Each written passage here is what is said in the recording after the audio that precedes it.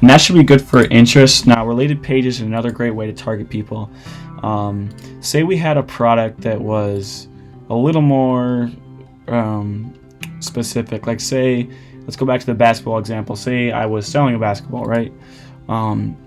You could obviously target pages that are basketball pages, right? So like the NBA has a Facebook page, right? You target them because people who follow that page like basketball and they're likely to buy your product, a basketball. But for me, I have a portable USB fan, and this doesn't necessarily relate to any specific page. You know what I'm saying? So we have to be a little more creative. So let's try doing something like, let's search laptops. So here's what you do: you find an interest. Oh, not PC, laptops. Let's do laptops. Laptop. So you find interest like this. Go to page likes.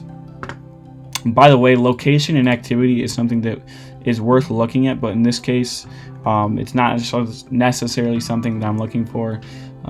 It says here that laptops is the highest, most popular in this location. So that could be something to look at, but when we're first starting out, it's not something that we want to focus on right now. So we're just gonna be focusing on the demographics and page likes, because this is where most of the targeting is. So let me just go over a quick review of this right here. So top categories. What this is the top Facebook pages that relate to my interest, laptop. So for arts and entertainment, the most relatable Facebook page is texting and LMAO mommy. I don't really know what these pages are, but you can see fast food restaurant, Sonic, relates to laptop. So none of, video games, restaurant company, retail company, all this stuff. A lot of these don't relate to my my interest, my product. So we're just we're gonna ignore them. But if we find anything that does pop out of this that does relate to our product, then it is worth targeting. So this is just a good way to find those pages, that relates to your product. Not really seeing anything here.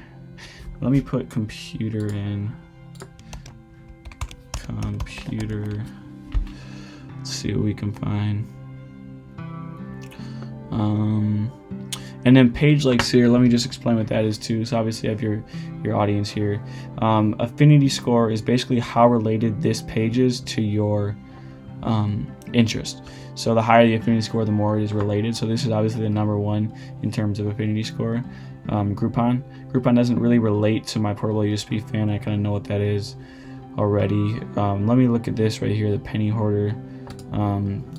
Open link in a new tab. None of these else really relate to my product. So you can see here it has almost 7 million people following, so that's a good size page. Let me read what it's about. We are here to help you make and save more money. The Penny Hoarder is a personal finance website that reaches millions of readers each month. Our mission is to put more money in each people's pocket. We do this by sharing job opportunity. So this kind of seems like a entrepreneurial type of Facebook page. You can see a bunch of people here working on their laptops. So this is something that I think might work for my product. So I'll put that down, the Penny Hoarder. And like I said, we're looking for, 3 to 5 different pages.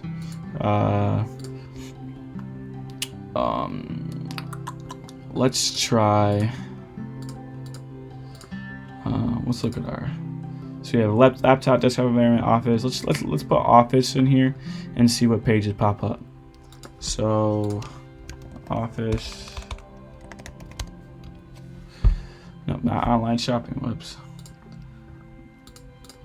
Office. All right, so page likes, not really seeing too much that relates. Financial services, coffee shop.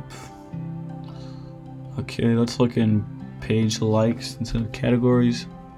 So Staples store, this has a 340 times affinity score. This is really high related to my interest, office. So I think this is something, I know Staples, I know what that is. That's obviously an office. store. So I'm actually going to put this in for my related pages, staples, and we will probably use that in our ad set.